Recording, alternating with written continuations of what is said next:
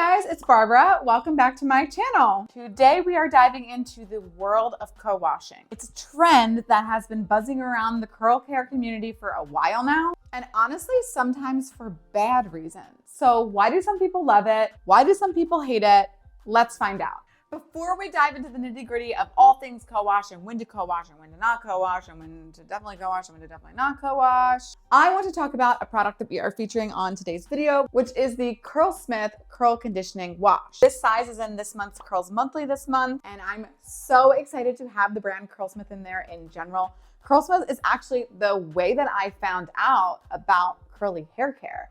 Back, I think it was in 2017 or 18, I got an Instagram ad for Curlsmith that had like maybe even this product on it, but it said CGM approved. And I was like, CGM approved? I never heard of that. And so I Googled CGM and realized it meant curly girl method. And then that took me into a whirlwind of a rabbit hole of a Google search. And that's kind of how I got here. So that was sort of like the beginning. Before I saw that ad, I didn't actually realize that there was another life outside of just having like bad curls. So honestly, we really owe all of this to Curlsmith. Thank you, Curlsmith. But Curlsmith is a very reputable brand in the curl industry. A lot of people love their products. They're very, very, very well known.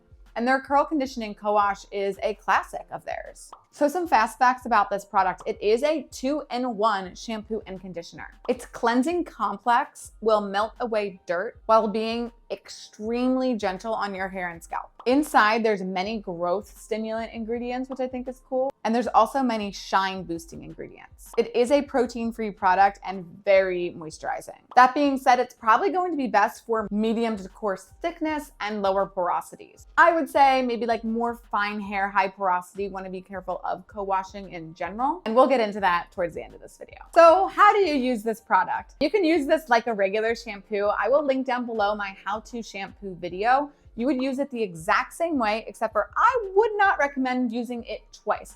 Usually when I recommend to shampoo, I'll say lather, rinse, repeat. So use shampoo, rinse, repeat. But for this, you do not have to do that. You just need to shampoo the one time. And when you use it, you're also going to skip conditioner. You do not need, and I actually do not recommend using conditioner when you use this product. You also can detangle your hair while it's in your hair. So like a shampoo, but also like a conditioner. So it's almost like you do the beginning steps of a shampoo and the end steps of a conditioner. As we know, if you've ever watched any of these videos, I love talking about the ingredients inside of the products. I think that they give you a much clearer view of what is actually in the product. If you just look at the front of the bottle, the brands are always gonna tell you whatever they wanna tell you, but the back of the bottle doesn't lie. Speaking of bottles, their packaging is seriously so nice. I've always loved their branding. It's elite, it really is. So looking at the ingredients, the first ingredient after water is cetearyl alcohol, which is a very common ingredient that we talk about a lot on this channel. Cetearyl alcohol is a type of alcohol that attracts and retains moisture into your hair. And it will be up top, one of the higher ingredients for a lot of very conditioning, moisturizing products. Then we have hydroxyl starch phosphate. This creates a softer hair feeling and enhanced shine. Then we have cetyl palmate, which is going to lock in moisture, which helps prevent frizz. Benzoyl chloride will help detangle and also control frizz. Ocamidopropyl betaine is the first cleansing agent we see in this product. It's a very gentle cleansing agent. And I actually think, correct me if I'm wrong, we'll go through it, but I think it's the only cleansing agent. So that's where it gets that little bit of cleanse, that very, very, very gentle cleanse to your hair. Then we have resurrection flower extract. And upon further research, it's just very intense hydration. Then we have andiroba seed oil. That's very deep hydration again, and also some damage repair. Avocado oil is so great for hydration. It's also rich in vitamins A, D, and E, and of course will enhance your shine. Next, we have sage leaf extract. It's so great for your scalp health and for the reduction of dandruff.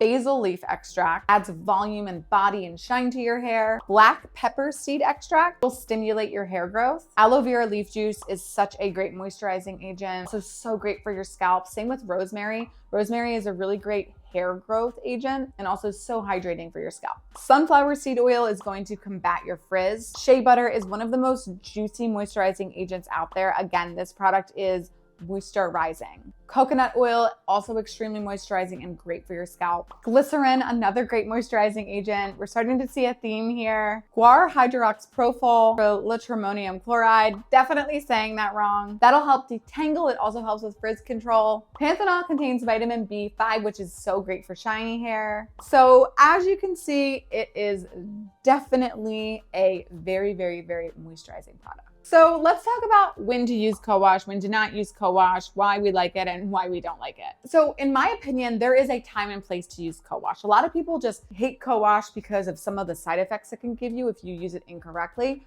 But I definitely see that it has a time and place, and I will teach you those times and places. So the first time and place is after you swim. Chlorine and salt water can be super drying to your hair. So a gentle cleanse with the co-wash can help restore moisture. This is especially great if you are a swimmer and going in a body of water over and over and over and over again, day after day.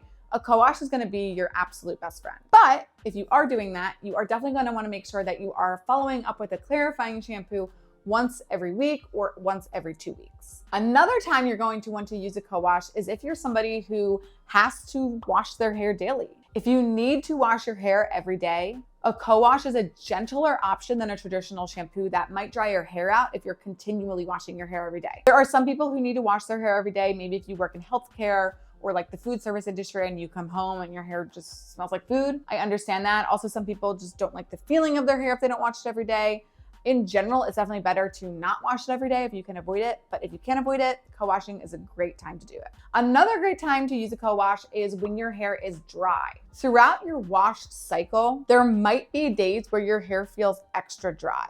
A co-wash can give you a much needed moisture boost and just help not strip even more of those natural oils out of your hair. Then you're definitely going to want to use a co-wash if you are restyling your hair, meaning you want to style your hair for a wedding or a special event or just even for the weekend, but your hair is not necessarily dirty. Maybe you just styled 2 days ago and it doesn't really need much, but you still want to go through the wash day process. That's when a co-wash would be extremely beneficial. So now we know when to use a co-wash, but let's talk about when not to use a co-wash. If you're co-washing every day without alternating at some point a regular shampoo or a clarifying shampoo, you will get buildup, your curls will get weighed down, and your scalp will get extremely greasy and eventually can lead to hair loss. Just don't do that. Co-wash is great, but you need to make sure that you're using other things alongside of it. Another time that you might not want to use a co-wash is if you have fine hair in general. Fine, low density hair, maybe your hair tends to get more oily, and a co-wash just might not be the best option for you. Which brings me to the third reason that you might not want to use a co-wash, and that is if you just have an oily scalp in general. Maybe you have an oily scalp in general, maybe you have an oily scalp that day. That day, you're not going to want to reach for the co-wash. You're going to want to reach for a regular shampoo or even a clarifying shampoo. Another time when you're not going to choose a co-wash is if you want to style your hair specifically to enhance the volume of your hair. Because a co-wash isn't going to rinse away any of the excess oils and things, it's really just going to actually add more moisture to your hair. It's going to make your hair less voluminous. But if that's your goal, then definitely use it. So in general, I'm pro co-washing, but I'm only pro co-washing if you are used to what I call intuitive curl care. If you're used to, listening into your hair and then responding accordingly. It definitely can be a great addition to your hair routine, but it's important to know when it is the right choice for your hair. Remember, everyone's hair is different, so what might work for you might not work for another person. But as always, that's why Curls Monthly exists. I want you to experiment and to find what works best for you. So tell me below what your thoughts on co-washing are. Don't forget to like and subscribe, and I will see you next time.